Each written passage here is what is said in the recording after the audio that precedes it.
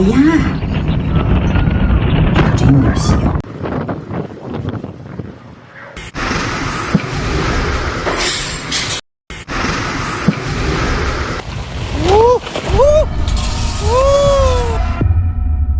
ሁኔታው በፊልሞች ላይ እንዳየነው የመጨረሻው ዘመን ወይም አፖካሊፕስ ይመስላል።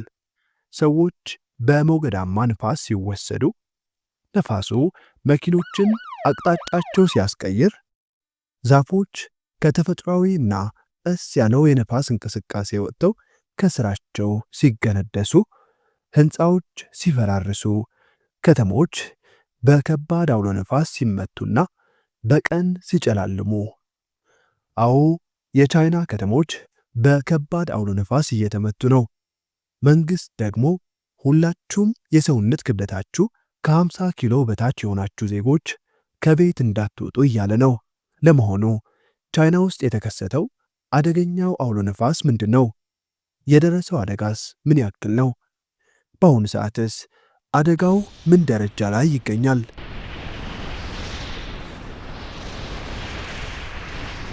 ባሳለፍነው አርብና ቅዳሜ ማለትም በፈረንጆቹ በኤፕሪል 11 እና 12 ጀምሮ ኃይለኛ አውሎ ነፋስ የቻይናን ግማሽ ያህል ግዛትን በመምታት ከፍተኛ አደጋንና መስተጓጎልን አስከትሏል።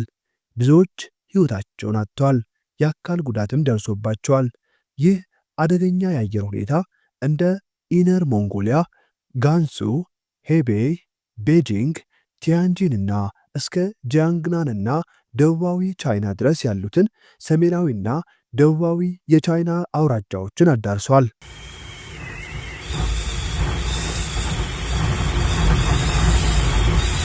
አውሎ ነፋሱ ታይፉን ይባላል።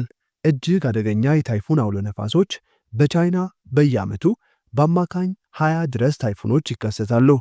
እንደ ዘንድሮው አይነት ግን በስንት ጊዜ አንዴ የሚከሰት ነው። አውሎ ነፋሱ ኃይለኛ ነፋስ፣ አሸዋ ያዘለ አውሎ ነፋስ፣ በረዶና ከባድ ዝናብ በማምጣቱ በሰው ሕይወት፣ በመሠረተ ልማት፣ በግብርናና በትራንስፖርት አውታረ መረቦች ላይ ከፍተኛ ጉዳትን አስከትሏል። እንደ የቻይና ሜትሮሎጂ ባለሥልጣን ዘገባ ከሆነ ወደ 500 የሚጠጉ ብሔራዊ የአየር ሁኔታ መከታተያ ጣቢያዎች ከፍተኛውን የንፋስ ፍጥነት ሪከርድን ሰብረዋል።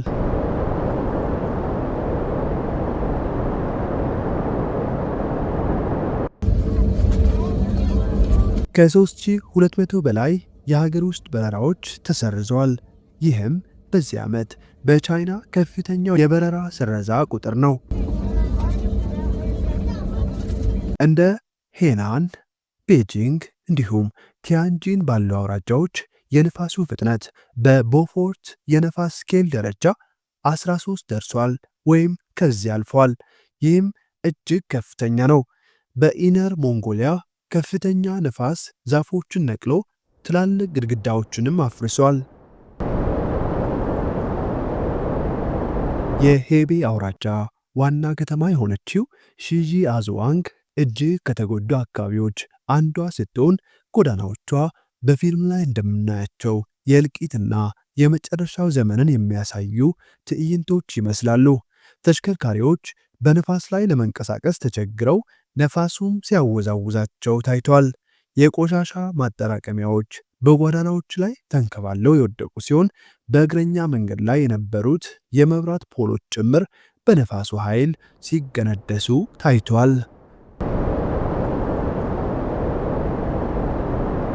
በቻይና ገጠራማ አካባቢዎች ጉዳቱ ከዚህም የከፋ እንደሆነ ነው የሚገለጸው።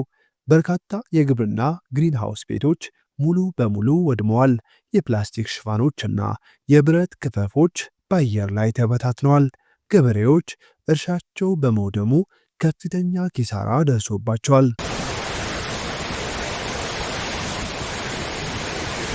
ቤጂንግም በቢፎርት የነፋስ ስኬል ከ10 በላይ የተለካ አደገኛ አውሎ ነፋስን አስተናግዳለች። ነጎድጓዳማ ዝናብና መብረቅም አጅበውታል። የአሸዋ አውሎ ነፋስ ከተማዋን ሲያጥለቀልቅ ሰማዩ ወደ ቢጫነት የተለወጠ ሲሆን ይህም ከፊት ለፊት ያለውን ነገር ማየትን የማይቻል አድርጎታል። ኃይለኛ ነፋሱ በረዣዥም ሕንፃዎች መስኮቶችን ያናወጠና ድንኳኖችንና የገበያ ሸራዎችን አየር ላይ እንዲንሳፈፉ አድርጓል።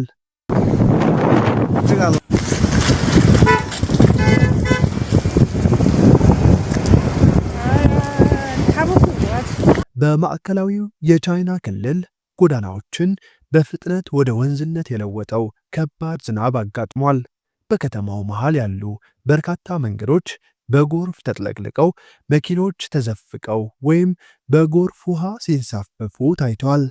ከፍ ባሉ መንገዶች ላይ የነበሩ አንዳንድ ተሽከርካሪዎች ሞተራቸውን ለማጥፋት የተገደዱ ሲሆን፣ ሌሎች ደግሞ በውሃው ተወስደው እንደ ተንሳፋፊ መርከቦች ሆነው ይታዩ ነበር።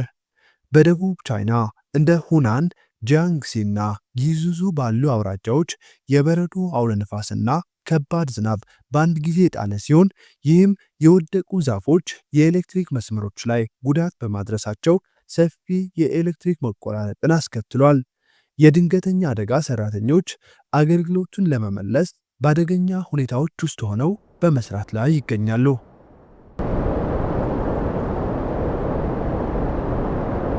የአየር ሁኔታ ባለሙያዎች ይህንን አደገኛ የአውሎ ነፋስ ክስተት በጸደይ ወቅት የተለመደ በሆነው በቀዝቃዛና በሞቃት የአየር ሞገዶች መካከል በሚከሰት ከፍተኛ ግጭት ምክንያት የተነሳ እንደሆነ ገልጸዋል።